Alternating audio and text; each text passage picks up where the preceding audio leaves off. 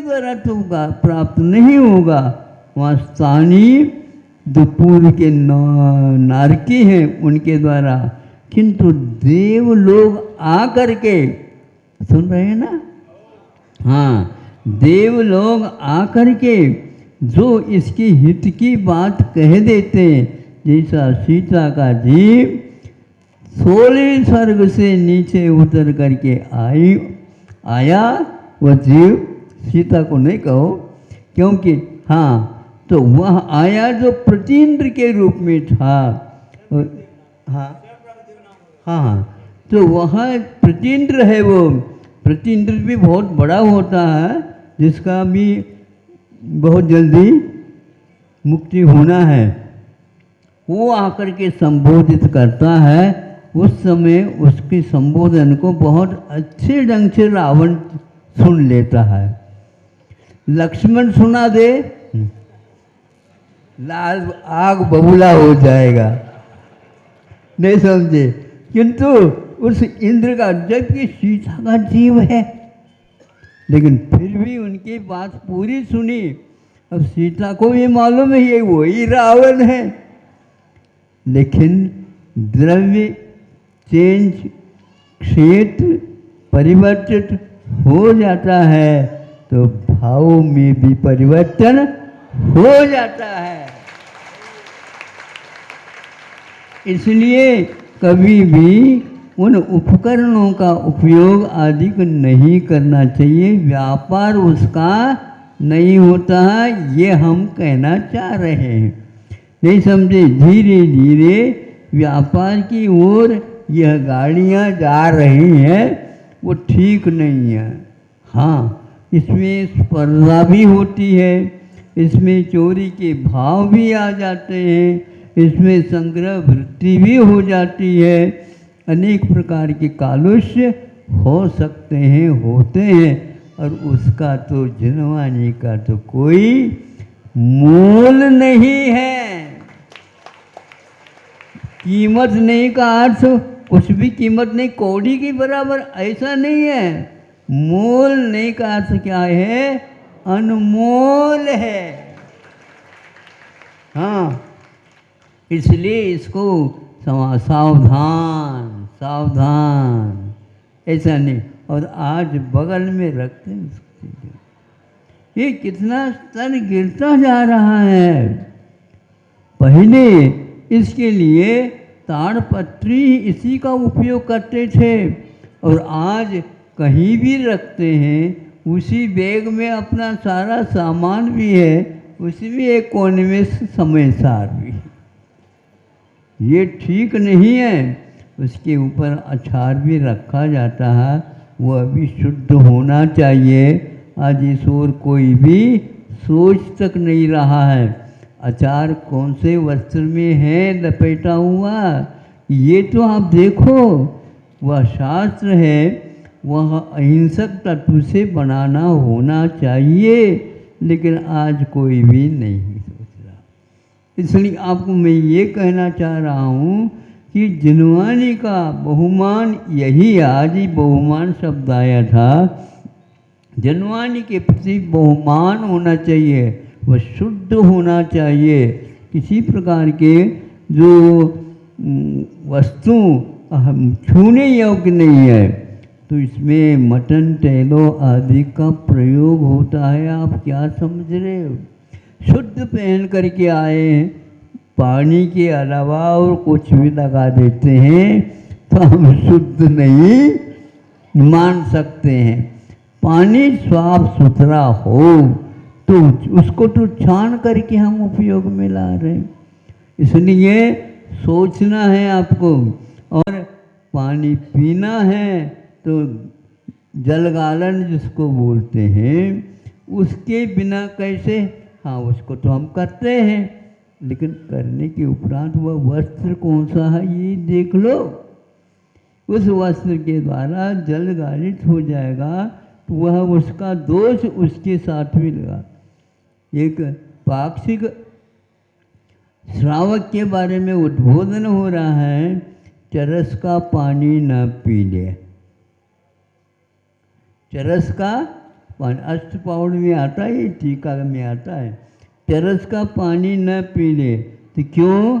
इसलिए है कि वह चमड़ी की चरस रहती है, और चमड़ी की रस तो वह सूखी हुई चमड़ी है नहीं, उसमें स्पर्श भी हो गया तो उस संबंधी जीव हमेशा हमेशा तज्जादी निगूढ़ सह प्रतिसमय उसमें उत्पत्ति होती रहती है।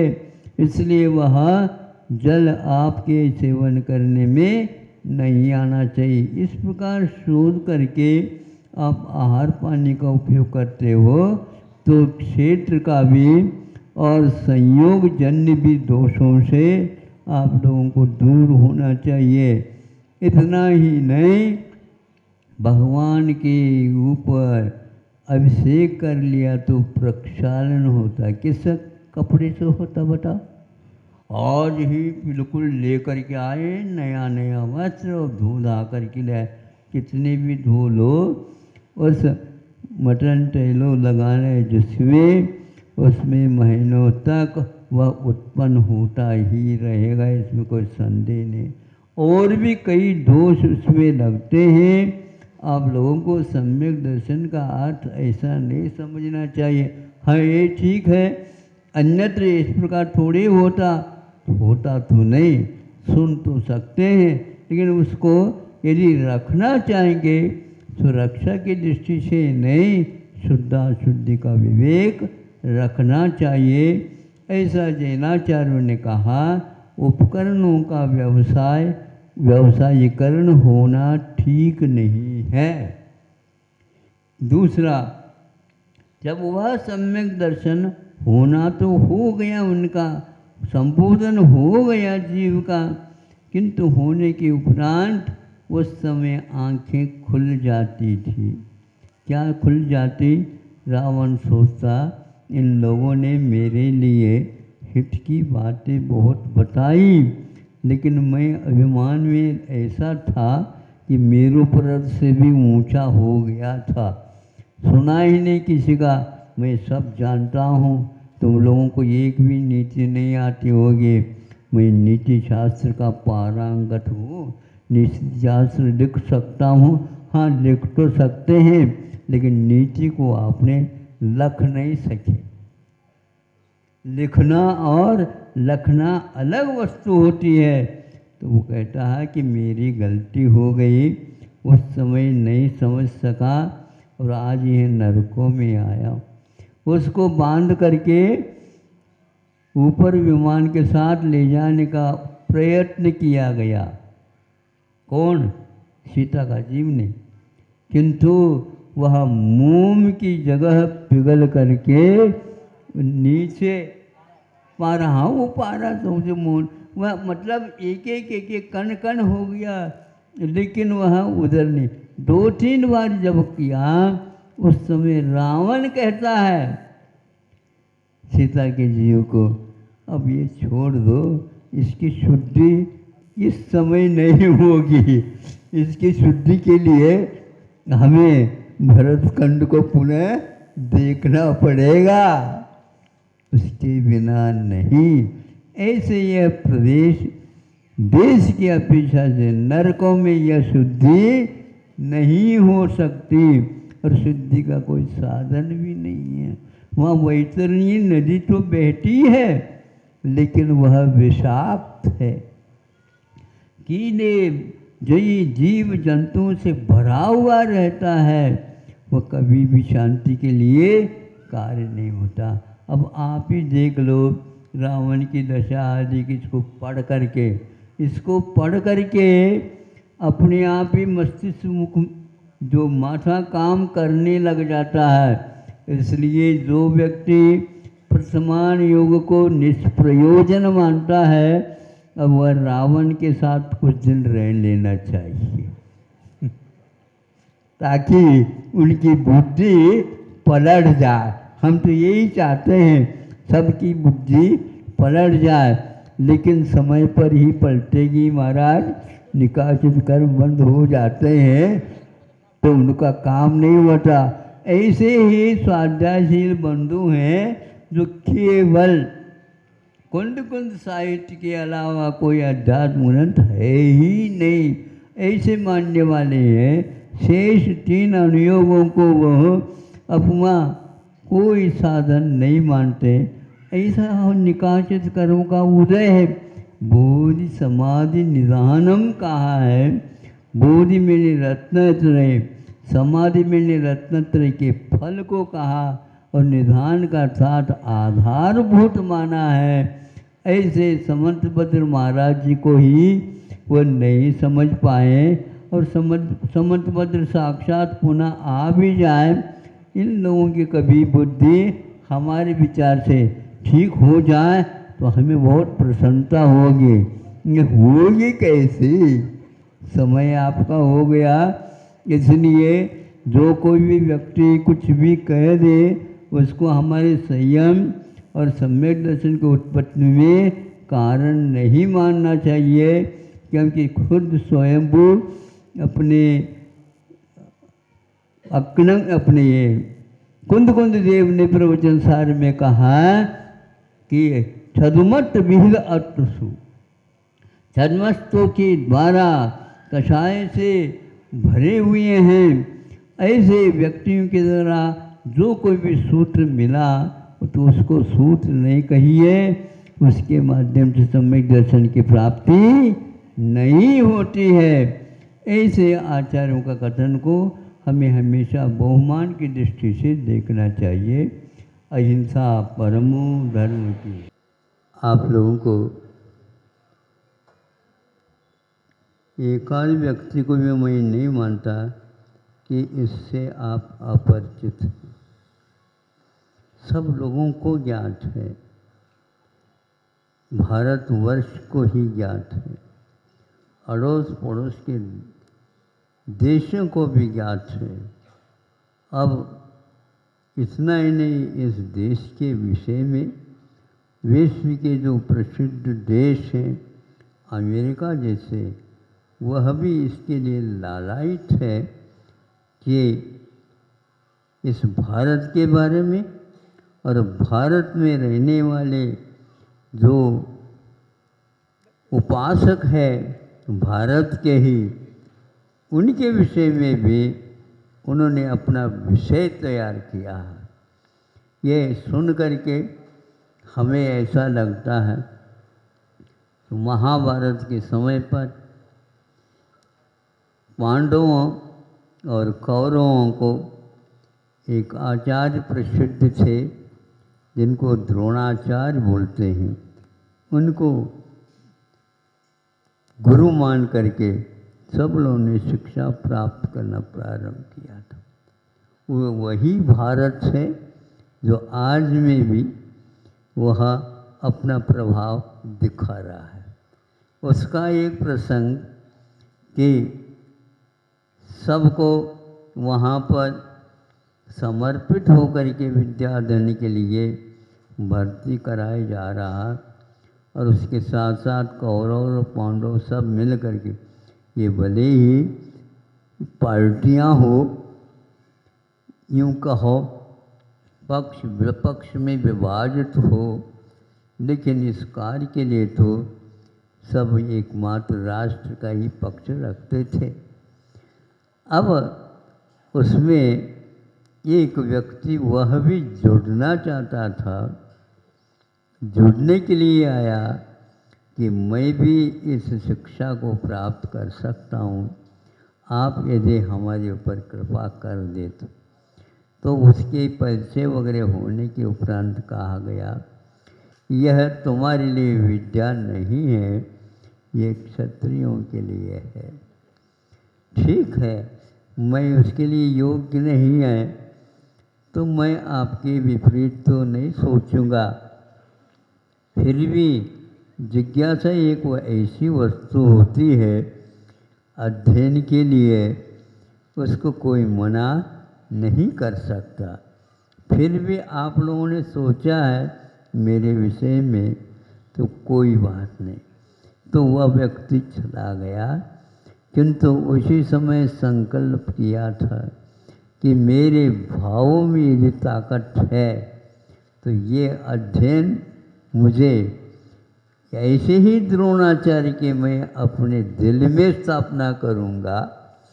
और एक वृक्ष के नीचे उसने एक बिंब की स्थापना करके और प्रतिदिन करता था, और इसकी उपासना के साथ अपनी जिज्ञासा को, अपनी भावना को पूर्ण करने के लिए ऐसे छोड़ूं तीर, इधर से छोड़ूं तीर, किधर छोड़ूं तीर, यह तीर तीर तक पहुंच जाए। तीर में तट होता है कि मैं इस विद्या में पारंगत हूँ। और ये करता करता उसके पास पूरी वह विद्या आ गई। आपको ज्ञात होगा ये कथा हमने दूसरी या पहली कक्षा में पढ़ी थी, किंतु ये कथा आज भी आप लोगों को झकझोर करती है कि यहाँ की भारतीयता क्या है। कोई व्यक्ति धर्म का पालन करना चाहता है तो उसके लिए मार्ग यहाँ पर कभी अवरुद्ध नहीं था और नहीं है, लेकिन तो पात्र के अनुसार ही सब कार्य होना चाहिए। कालांतर में ये हुआ ऐसा है कि एक पेड़ के ऊपर आम लगा हुआ था, उस आम को एक तीर के माध्यम से अर्जुन ने गिराना चाहा। उसी समय दूसरी तरफ से भी वहीं पर जहाँ राम का तीर पहुँचा था वहीं पर वह भी गया और वह आम नीचे आ गया। तो आते ही अर्जुन ने पहले उसको लेना चाहा, लेकिन कहा नहीं, हमारा भी तीर वहीं पर गया है और वह आम के तोड़ने में यह भी तीर काम कर रहा है। तुम कौन हो, कैसे हो, कहाँ से आए हो, आदि आदि अर्जुन ने पूछा। उसका उत्तर दिया, तुम्हारे गुरु कौन है? हमारे गुरु द्रोणाचार्य जी हैं। सोचो विचार करो, थे द्रोणाचार्य? नहीं थे, लेकिन भावों में उन्होंने स्वीकार कर लिया था। यह सब वहाँ तक पहुँच गई। पूछा गया द्रोणाचार्य ने तुमने कैसा सीखा, क्या सीखा? तो ये सब आपकी कृपा है, आपने मुझे ये रास्ता बताया। ये आप यहाँ पर आपको हम सिखा नहीं सकेंगे, कोई बात नहीं, लेकिन मैं सीख तो सकता हूँ। सिखा नहीं सकते आप, लेकिन मैं सीख तो सकता हूँ, क्योंकि यह आत्मा का ज्ञान का स्वभाव है। क्यों नहीं प्राप्त किया जा सकता? फिर भी ऐसा ऐसा है। तब उसको लगा कि आगे की बात तो आपको क्या कहूँ, इतना अवश्य है कि अर्जुन इसमें दंग रह गया कि यह क्षत्रिय का होते हुए भी ये एक ऐसा पवित्र आत्म तत्व जिसने इसको इस प्रकार से स्वीकार किया। सारे होने के उपरांत भी एक बात और, वहाँ पर कुत्ता भौंकता हुआ आ गया और उसके लिए तीर दिखाने लगे। तो यह एकलव्य ने ऐसे बाण छोड़ता गया, कुत्ते को तो कुछ भी नहीं लगा, किंतु शब्द ही उसके बोल नहीं सका, वह कुत्ता भौंक नहीं सका और उसका जीव का रक्षण भी हुआ है। तो इस प्रकार शब्दों को भेजने की क्षमता शब्द किसी काव्य में नहीं आ सकती, लेकिन उस तक पहुँचने की क्षमता इन विद्याओं में थी। ऐसे विद्याओं से, ऐसे शिक्षण चिकित्साओं से प्रभावित होकर के ही आज भी वो अमेरिका जैन तत्व विज्ञान, भौतिकी और औषधि क्षेत्र में, शिक्षा के क्षेत्र में और आहार की पद्धति के क्षेत्र में उपवास आदि क्यों करते, क्या करते हैं, इसके बारे में भी 450 करोड़ रुपए का व्यय करने का संकल्प लिया। मुझे इसको कह करके इसलिए प्रसन्नता होती है कि जैन तत्व क्या है, यह आज एक जिज्ञासा का विषय बन चुका है। आप लोगों को सोचना चाहिए, आप कमा कमा करके और उसको गाड़ गाड़ करके रखना चाहते हो, लेकिन ऐसी गड़ाई के साथ करो जो हजारों वर्ष के बाद में भी वह जीवित रहे। और भारतीयता क्या थी इसको सामने ला सके, किंतु समय के अनुसार परिवर्तन अनिवार्य होता है, इसको कोई रोक नहीं सकता। ये वही भारत है जहाँ पर अतीत में ऐसा कार्य हुए हैं, किंतु वर्तमान में उस साहित्य को, उन कलाओं को सुरक्षित रखने का भी दायित्व तो हमारा होता है। अपने आप काल के माध्यम से उसमें जीर्ण शीर्णता आएगी, ये बात अलग है। हमारी अपात्रता के कारण, योग्यता नहीं होने के कारण वो सारे के सारे शिलालेख, सारी कलाएं आदि आदि ये सब जीर्ण शीर्ण होंगे, ये भी एक अनिवार्य है। उसके बिना नया खाता खुल नहीं सकता।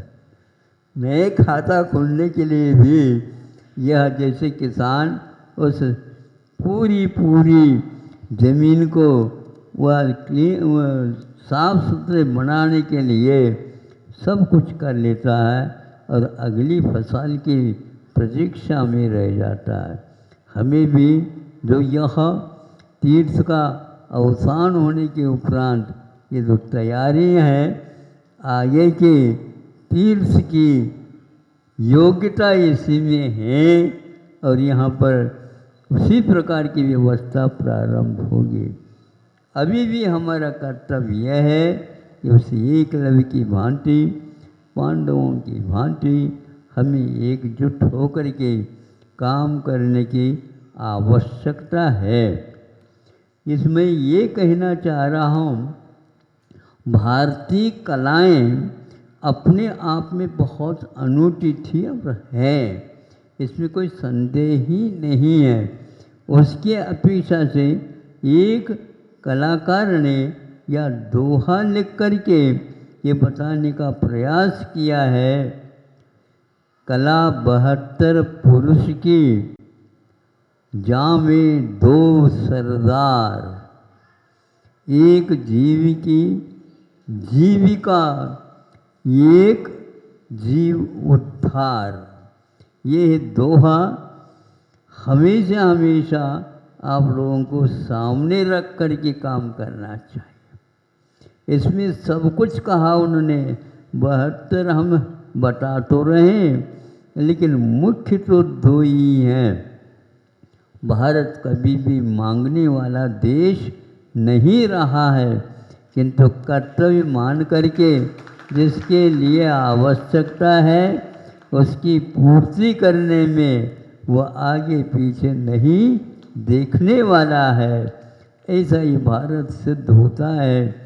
तो एक जीव की जीविका पराश्रित नहीं होते हुए अपने जीवन को चलाने के योग्य सामग्री का स्वयं उत्पादन करें, यहाँ उस दोहा में अर्थ निहित है। और एक जीव उद्धार, जीव का उद्धार इतनी मात्र से नहीं, तो वह जीव का उद्धार आत्मा से।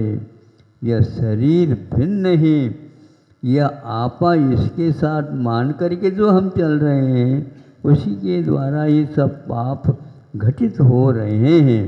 उन सब पापों से दूर होने के लिए इस वेद विज्ञान की बड़ी आवश्यकता है। यह इस दोहे के उपसंहार में उन्होंने लिखा है। इसमें सब भारतीयता निहित हो गया। अर्थ की अपेक्षा से, शब्दों की अपेक्षा से और आज उन्हीं का यदि अनुकरण थोड़ा भी हम कर लेते हैं, अवश्य ही आगे हमारी पात्रता आ सकती है। समय आपका हो गया है और प्रतिदिन दिन छोटे होते जा रहे हैं, दिन नहीं रात बड़ी होती जा रही है। चातुर्मास का भी अंतिम छोर के तरफ गति तीव्र गति से के साथ बढ़ रही है। क्रम प्रवचन का और पूजन का इत्यादि का प्रतिदिन का बंधा हुआ है। हमारा कहना है वही व्यक्ति चतुर माना जाएगा। इस समय का सदुपयोग, जिस प्रकार आप धन की संपदा का संरक्षण चाहते हैं, उसी प्रकार संस्कारों के संरक्षण के लिए समय का सदुपयोग करके साहित्य इत्यादि का आलोड़न करते रहना, क्योंकि वह दुकानदार माना जाता है सही सही मायने में कि अपनी लेखा जोखा रखता है, लिख करके और सरसरी निगाह से उसको देखता रहता है दुकान चल रही है क्या नहीं, सही सही दिशा की ओर यदि दुकान नहीं है तो दोनों कानों से सुन लो ये दुकानदार। दुकानदार किसको बोलते हैं? गुरु जी कहा करते थे प्रत्येक के पास दो कान है, दोनों कानों से सुन लो दुकानदार कि यह एक प्रकार से तुम्हारी दुकान चलने वाली नहीं है। इसमें सब समाहित हो रहा है।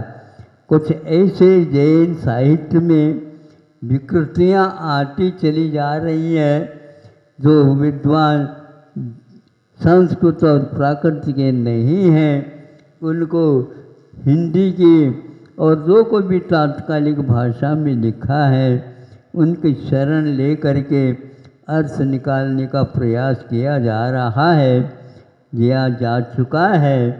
आगे भी उनके भाव यही है, यही हमारा सही है, ऐसी तो धारणा बनाए रखी है। उनके लिए हमारा कहना है अभी 18,500 वर्ष शेष है। अभी आप अवसान की बात करो, अब की बात करो और उसके संरक्षण में जैन समाज को लगे रहना है, क्योंकि अमेरिका जैसे राष्ट्र के सामने ये साहित्य अवश्य ही काम करेगा और संस्कृत और प्राकृत के बारे में भी जीवित रह करके उसको हम अच्छी ढंग से सुरक्षित रख सकें, आचार्यों का परिश्रम उपयोग में आ सके और हम उसका सदुपयोग करके सद्गति की पात्र बन सकें। यही संक्षेप से आज आप लोगों के सामने कहना था। अहिंसा परमो धर्म की एक महत्वपूर्ण, सब लोगों के लिए महत्वपूर्ण इसलिए है जिसके ऊपर हम श्रद्धान कर रहे हैं। श्रद्धान करने योग्य वह है, किंतु उसके बारे में दर्शन कह देते, किंतु श्रद्धान क्यों कहा? इस प्रकार वह प्रसंग स्वयं ग्रंथकार ने अपने मन में रख करके कहा है। सम्यक दर्शन ज्ञान चारित्राणि मोक्ष मार्ग, इस अर्थ में बहुत महत्वपूर्ण है ये। उन्होंने ये कहा दर्शन का अर्थ अवलोकन के अर्थ में ही आता है, ये सबको मान्य है। आपका दर्शन हुआ भगवान, हम आज धन्य हो गए। तो देखने लग जाते हैं, कहाँ को तो भगवान तो है ही नहीं, और सामने बिंब है और उनको भगवान मान करके चल रहा है। आपने दर्शन किया, हाँ दर्शन किया, ये भी कहा जा रहा है, किंतु इसको दर्शन न करके दर्शन श्रद्धान कहा है। ये बहुत महत्वपूर्ण है। यानी दर्शन, इसी का नाम यहाँ पर इस प्रसंग में श्रद्धान से अर्थ निकालना। आप थोड़ी सोचिए, आज सम्यक दर्शन किसी थर्मामीटर से नापना चाहें, नापा नहीं जा सकता। जो नापने योग्य, तोलने योग्य चीज नहीं, उसके बारे में आज कुछ लोग ऐसे कहते हैं, अरे यदि अपने आप आत्मा में रहने वाले होते हैं और उसको ही हम नहीं देख पाते, नहीं अनुभव कर पाते हैं, तो वह मिथ्या दृष्टि है, ऐसा कहा जाता है। ये कितना साहस की बात है, जिसके बारे में स्वयं आचार्य महोदय ने कहा, यह देखने के काबिल नहीं है हम लोगों के लिए। दिव्य ज्ञान होता उनके लिए यह अवश्य हो सकता विषय। आज दे परोक्षम, आपके पास परोक्ष ज्ञान है। परायत्तम परोक्षम, यह पर के आश्रय से होता है, यह सीधा नहीं होता है। इसके बारे में आज बार बार जोर देकर के कहा जाता है। हमने इसको साक्षात देख लिया। न आपने देखा, न ही आपके कोई मुखिया हो उसने देखा, न ही उनके कोई गुरु हो उसने भी नहीं देखा। गुरुओं ने ये कहा है, कुंद कुंद का ये वाक्य है। श्रद्धान का नाम ही सम्यक दर्शन है, अवलोकन का नाम सम्यक दर्शन नहीं है। इसलिए मैंने सब कुछ देख लिया, मैंने सब कुछ अनुभव कर लिया, मेरे पास सम्यक दर्शन है। कुछ ही इन्हीं गिने व्यक्तियों के पास सम्यक दर्शन है। ये आपने अपने आंखों से देखा है क्या? स्वप्न में देखा तो मैं नहीं उसको स्वीकार करता। महाराज स्वप्न भी तो सही होते हैं ना। हाँ हाँ, हमें समझा दो कैसे सही होते। स्वप्न सही होते हैं तो गलत हो रही क्या महाराज? गलत नहीं कह रहा हूँ मैं, क्योंकि मैं यह निर्णय देने वाला कौन होता हूँ? इस वाक्य को तो सब लोगों ने स्वीकार किया है। अर्थ पर्याय के बारे में भी यही बात कही जाती है। जो व्यंजन पर्याय होता है, जो स्थूल होता है, इंद्रियों का विषय होता है, सब कुछ होता है, उसको व्यंजन पर्याय का। अर्थ पर्याय सूक्ष्म होता है, जहाँ पर हमारी इंद्रियाँ और हमारी माथा या मति काम नहीं कर सकती, वहाँ पर उसको उन्होंने अर्थ पर्याय घोषित की। फिर कैसे है वो? न शब्द गोचर, शब्दों के द्वारा उसको बांधा नहीं जा सकता। जब आगम वाक्य के ऊपर आपका श्रद्धा नहीं है, आपके ऊपर कौन विश्वास करेगा, श्रद्धा करेगा? और जबरदस्ती में लगे हुए हो, नहीं मुझे ज्ञात है, मुझे ज्ञात हो गया, झलक रहा है। हाँ बिल्कुल, आप झलक करके आगे उछल रहा है। झलक रहा है, कहाँ से झलक रहा? हमें चश्मा से झलकता हो तो हम भी लगा ले। ये कितनी यह विडंबना है ये, और ये चल रहा वर्षों से। असंख्यात अरब वर्षों का मुझे ज्ञान होता ऐसा, और वो कहते हैं ये महान भव्य जी। गलत बात है, इसके ऊपर विश्वास करना।